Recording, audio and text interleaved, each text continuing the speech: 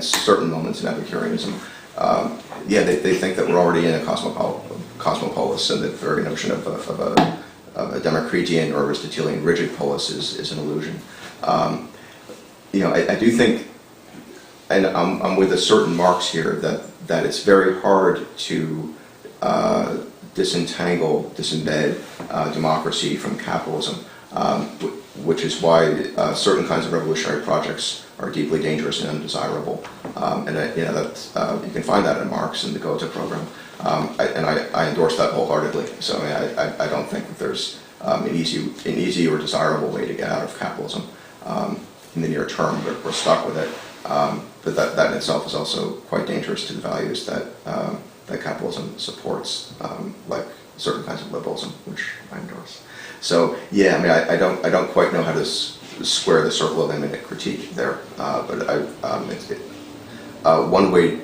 one thing that I'm hoping for from this project is to think of immanent critique in non-dialectical terms, void as opposed to determinate negation would be sort of the image that I'm working with, but I don't quite know how to deploy that now in support of cosmopolitanism. I wish I did. Oh, yeah. All right. Yeah. I have an answer for it. Let's take 5-10 minutes.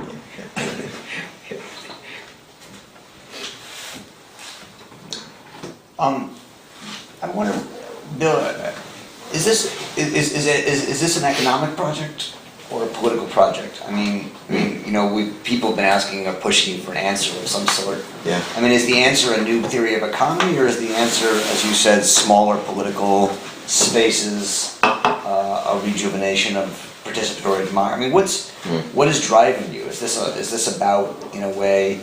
I mean, David has brought up classes a couple of times, and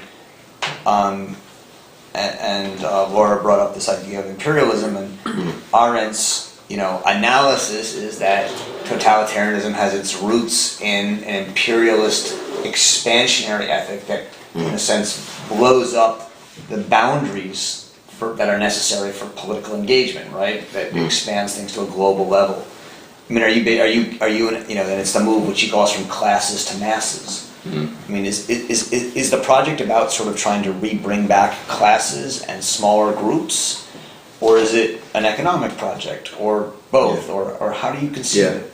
No, that's an excellent question. I don't, I think mainly what I would say is I think our social sciences conception of capitalism as such, and the humanities conception of capitalism, critical theory's conception of capitalism, is woefully inadequate to the transformations that we're seeing around us, descriptively, analytically, and ethically and normatively.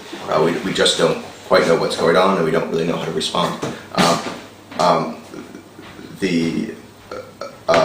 The old models are continually evoked, tweaked, but they don't work very well, right? So left Keynesians think that they're saying something important, right? When in fact, they really don't. They're not addressing reality anymore. And the same thing for the neo-Marxists and the neoliberals and the conservatives and so on. So what I want is a more robust and empirically sound theory of global capitalism, and I think that's going to take some doing. And I want political theory to be part of that conversation. Okay, but I mean, why do you want a theory of global capitalism? We have had theories of global capitalism for 200 years or more. What is a theory of global capitalism going to get you? I mean, and why? I mean, let alone what is a political theory going to get you? Yeah. But I mean, why is the project to develop a theory of any sort? I mean, what are you after with a theory? Yeah, I mean, there are.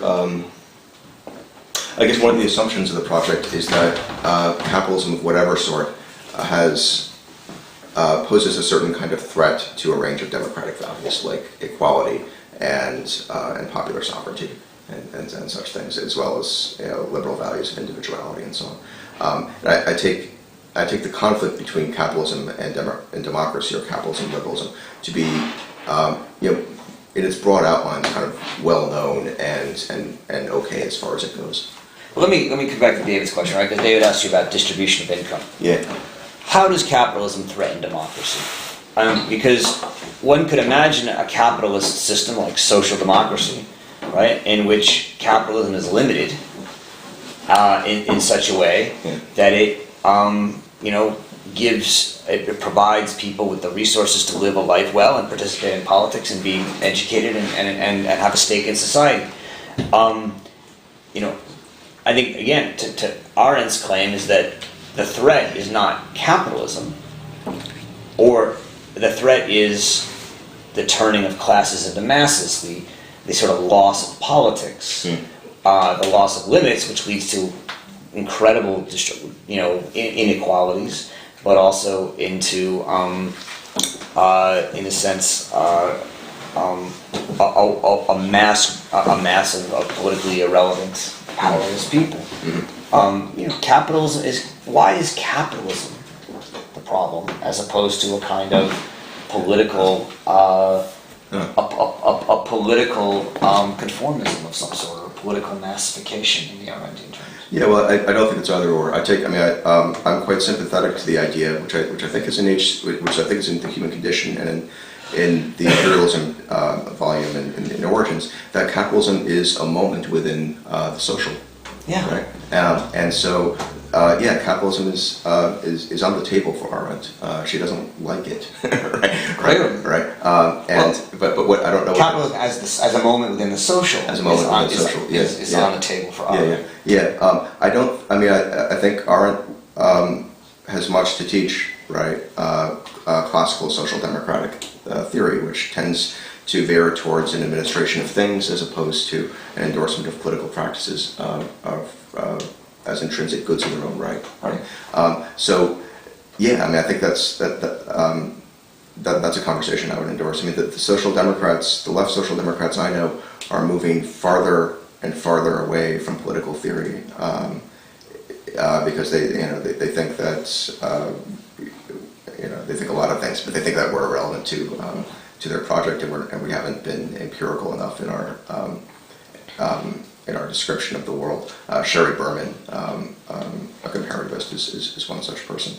So I don't see anything like a conversation between political theory and political economy obtaining in the right way so far. So that's kind of the broader disciplinary sense of it. But how does capitalism threaten equality? Lots of ways, right? I think I would take it that the most powerful way it does so is by routinely transforming the institution of work through secular gains in productivity, which produces inequality in labor and undermines precisely the welfare state compromises that are supposed to ameliorate them. And so that would be the scenario that I would recommend social democrats to think about. Are there any students with comments before we? Questions?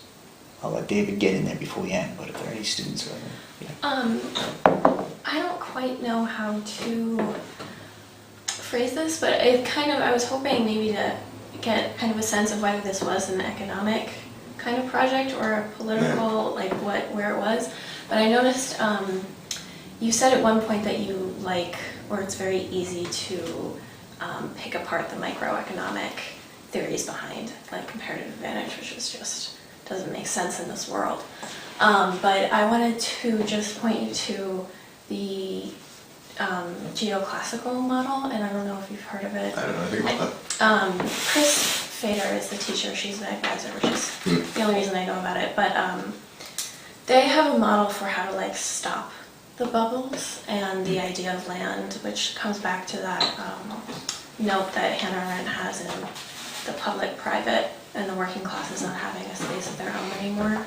I haven't obviously thought about this enough to really come to you with a coherent point, but if you just looked at it from that perspective, maybe having a different economic perspective than what is out there, which is not helpful at all. This is post-Henry George is what we're talking about. Yeah, Henry George. Oh, okay. You should go and find his Progress in Poverty.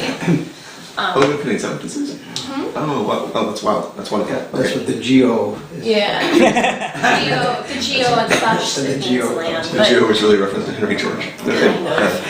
Geo as in George. And There's another professor who's good at the economics of it, and I'm not sure how much it would be for more like political thinking of it, but Mason Gaffney has a lot of points, and they're very good at picking apart what's wrong with the neoclassical model. Yeah.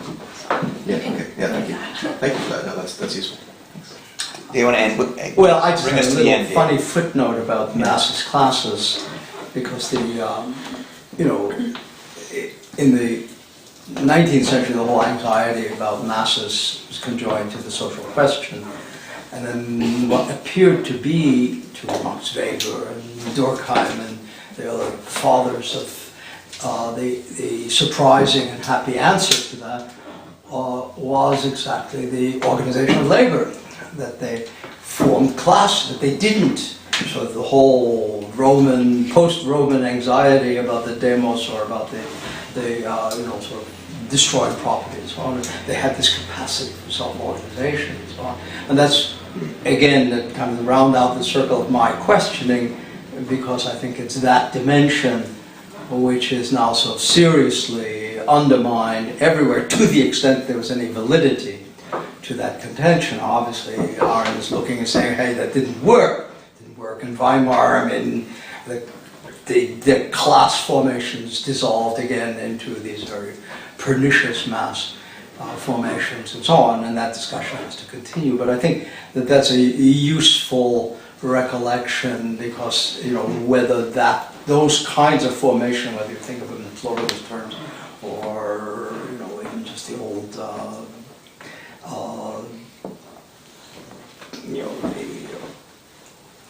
I forget the balances and all the rest of that language. If that is really seriously being undermined, that capacity for self-organization in the social domain, what the effect of that is on the political domain. Are these in conflict or not? And that's a question that then in the analysis, in the debate about Weimar, what happened in Weimar, is still, I think, an open question. And that's something I'm working on with the materials on Neumann and so on. So I think that is hidden in your discussion, because there's a question of the agency issue that you raised, but we're not talking about political agents. Who are the political agents? It's not us, not the good people, not the professors and the social workers and the rest. I mean, that's not going to cut it. And so that if we're actually trying to do a political analysis and say, where's the resistance coming from? Where's the opposition coming from? Somewhere in a political economic analysis that has to be on the table, and if there isn't any place, then that's a really serious, desperately serious problem. Yeah. So why don't you have a final take at anything you want to say? Adam, we're close to the end here. Yeah, no, just a few comments on labor. I mean, the guy I'm working on labor and class these days is Moishe Stone at Chicago, and he reads Marx in a certain way as to say that labor is not the universal subject, right? Labor is precisely the subject that has to be overcome, right? And this is all sort of in a dialectical mode where, a demos becomes a proletariat, becomes labors, right? And then through reform, through a long process of political resistance, deconstitutes itself as labor, right? So that the old question of whether unions are labor or not, or whether they're decommodifying labor or not, takes on this kind of political salience, which it didn't have before. Can you explain that again? I'm not sure I understood it. Well, when I bargain with my employer, am I decommodifying my wage? Right. The old line is, of course, it's gangsterism, right? It's cartel behavior, right? So it's monopoly, it's rent seeking. If I have a bargain with my employer, or I'm representing labor itself, or I'm inflating labor's value to its true moral worth, right? That conception of labor's true moral worth is precisely what Marx is attacking in the Gotha program and in the Grundrism. And there's a serious political question about how you represent labor's value in classical Marxism that gets forgotten conveniently by both the Bolsheviks and the Social Democrats. Arendt on labor in a very complicated, very tangential sort of way, I think can help disentangle some of that. Okay. Thank you very much, Bill.